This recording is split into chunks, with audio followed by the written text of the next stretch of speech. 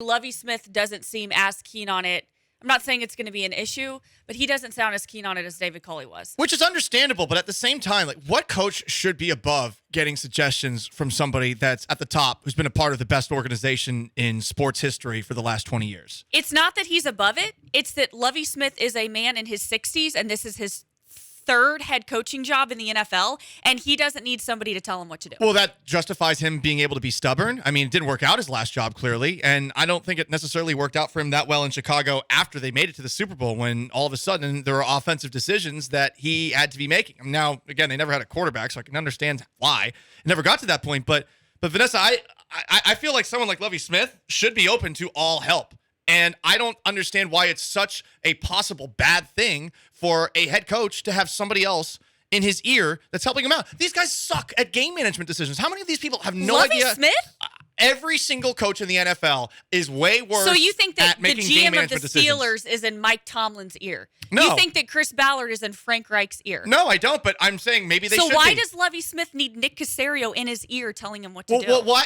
My argument to that is, why doesn't he? He's perfectly competent. He's 63. Do you need me to read you his resume? You can read the resume, but the resume doesn't mean that this guy is so good. much experience. These guys have great. He has a lot of experience. Does he have experience where he is at his utmost best? Because these guys are all bad at timeouts. They're all bad at challenges. They could actually use somebody else that is helping them make the toughest decisions possible. I'm not saying every single second of every single game that they should have somebody talking to them, but like Lovie Smith is not above having Nick Caserio talk to him. I'm sorry. You haven't won a Super Bowl. You have not been to a Super Bowl since then. Super Bowl. Right. It's been a long time since then. Nick Caserio has been a part of an organization that went to 9. But he's not Bill Belichick, and that was a big part of that was Tom Brady. But he was also there as long as Belichick. So here's my question. So if you think that Lovie Smith is not above having Nick Caserio in his ear, you think that every coach in the NFL should have their GM in their ear? I don't see what is the big problem with having an extra voice to help you out. I don't think having an extra voice is a big deal, but when you're as experienced as Lovie is it a little bit degrading to have somebody say, hey, we know this team is going to be bad anyway. You guys are probably not going to win more than 5, at the most 6 games. You need help with that. I don't think Lovie Smith needs help winning 5 to 6 games with the Texans next season. It's only degrading if you're too proud to accept help. And how many of us are like that? I don't think it's degrading at all. What is wrong with a little extra help? I am not for help that is obnoxious and over the top, but right. The NFL is such a slow, backwards, stubborn league as far as adopting things. Like, how long did it take them to incorporate the option into football? You know, like in modern football, right. The read option and all these things, and you're seeing these things, and these coaches at the NFL level are like, oh, it'll never work here. It'll never work here. They're so resistant to so many things. What's wrong with something that clearly works in basketball, where general managers have more power than coaches, or something that works in baseball, where general managers have more power than managers? Why is it the worst idea in the world to have a general manager who has a background in doing the things that coaches do? What's wrong with that guy being an extra voice for Lovie Smith? I don't think Lovie needs it. I don't think he needs it. Now, if it's a collaboration, if it's Nick Caserio saying, I'm going to offer you this help, but you have the final say, that's great. Because there may be times when Lovie Smith says, Nick, can you give me your perspective on that? I'm not saying that it's bad if it's collaboration, but I don't think that he needs it. I don't think it's necessary, and it's his third head coaching job. I know in Tampa Bay it didn't go well. We want to know also what our listeners think. Mm-hmm. So at us on Twitter, at SportsVanessa, at Gallant says. And 713. Yeah, you can call in too. 780-ESPN, 713-780-3776. Need a babysitter? But see, no. The way that you're describing it is the way that the majority of coaches across the league look at it, and that's, I think, part of the problem. That they look at it as if it is this bad thing. You're right from one perspective that you said here. As far as the final decisions, someone has to make the final decisions, because the big problem that happens so often on sidelines is that coaches take too long to make decisions. And if you have multiple voices that are making crucial decisions, okay, that's a problem. But what's wrong with this input? I don't think it's wrong if it's collaborative, but who do you think should get in this particular situation? Because every situation is going to be different. Having a really young head coach with a very experienced GM may be a different dynamic. But Paul, for this dynamic right here, Nick Caserio and Lovie Smith, 63 years old, on his third head coaching job, who do you think should get the final say? If I'm picking between those two? Yeah. No offense, I'm picking the guy who's with the good organization as opposed to Lovie I'm Smith. picking Lovie Smith 10 out of 10 times. 10 out of 10. Because he has the experience, and this is his. But Caserio has 20 years of experience with the Patriots. I like Nick Caserio. Just FYI, I think Nick Caserio is awesome, and I think he had a great draft class. I think he'd be great to collaborate with Lovie Smith on the headset, but the key word is collaborate, not dictate, and not make the final say. Lovie Smith does not need a babysitter. He's a grown man. Stop, collaborate, and listen. Why can't Lovie Smith listen?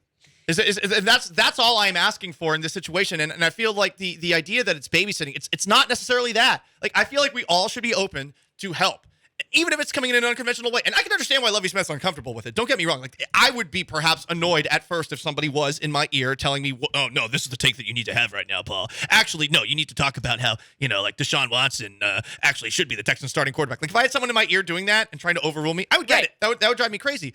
But I think that we should evolve, especially the NFL, and a head coach with a guy that has 20 years of experience where he's not just doing scouting, he's doing coaching things. He is with Bill Belichick for a while. Lovie Smith has so much experience. I know, but I'm just not impressed by Lovie Smith. Chicken. I know, but look, Lovie Smith, not a spring chicken, seems like a very nice guy. I'm not impressed by his resume. If they hired Josh McCown, if I would want Nick Caserio to have all the same, probably. I totally agree. But this is a grown man. Does Lovie Smith, or should Lovie Smith, have Nick Caserio on the headset? Ultimately, I don't see a problem with, just to recap our stances really quick, I don't see a problem with Nick Caserio being on the headset because he's so experienced in a collaborative way, but I do think Lovie Smith should get the final say. Paul, you say... I mean, look, the final say, if he's on the field, the guy who's on the field makes the final say, because I've seen far too often. So you're saying Caserio gets the final say? No, I'm saying on the field that Lovie Smith gets the final say, because if you're the head coach, you can't have things come down to the wire. I followed in Seattle Pete Carroll as head coach of the Seahawks, and that guy takes so long to make decisions at times, and the amount of delay of games and things that would come as a byproduct of that, sometimes out of timeouts, drove me bleeping crazy. It's one of the reasons, though, that if you've covered enough NFL teams or watched enough NFL teams, you will realize that they are all uniquely terrible at managing the clock, managing timeouts. I would like to have somebody that is helping Lovie Smith out on that front. And if the person is described as this by Bill Belichick, rare. Name me another person who has a player of personnel who interacts with players on the practice field the way that Caserio did. This is from 2017. Nick does a great job and has a great interaction and understanding of what's going on the coaching side of it. Yeah, so he's involved in the day-to-day coaching part of it. He's certainly involved in all the personnel aspects of his job, college, pro, free agent, workouts, waiver, everything. But you throw all the coaching stuff on top of that, the week-to-week role in the press box and on the practice field. I mean, he does a tremendous amount. I can't think of any other personnel person who would even come close to that. I don't know who it would be. I don't know what everybody else does, but I don't know anybody. And that's Bill Belichick saying all of these things. Yeah, I think Nick Caserio is awesome. I just don't think Lovie Smith needs him. I think we're agreeing probably more than we think, because I do think that the collaborative part of it can be really good. No doubt. For Lovie Smith to be able to say, hey, what do you think we should do here, all of that. But I think it should be, I think where we disagree is I think it should be more at Lovie's discretion. And from your opinion, which I can see, it seems like you think, okay, well, Nick's the GM. Well, I mean, this definitely wasn't their number one hire that they wanted for the head coach of the team. And I know we can criticize the Texans for that. It's easy to, and you should. I mean, you would like them to get a better head coach on that front. But, I mean, if this collaboration is going to work, then he has to be more open to it than saying on game day, I don't plan on it. Because on game day, I think you should be open to it. You're not that good of a coach. Yes, you have a resume in this league, but you're above having some of that input. You're above having someone say, no, I think we should do this. You're above listening. That's kind of the impression that I'm getting. As far as making those in-game decisions that you have to make over the course of 40 seconds at times, there can be too many voices on that front. So I'm up for final say being up to Lovie, but I would like Caserio to have input, and I don't see what's the problem in having a general manager have a little bit of more input than we've seen in the past in the NFL.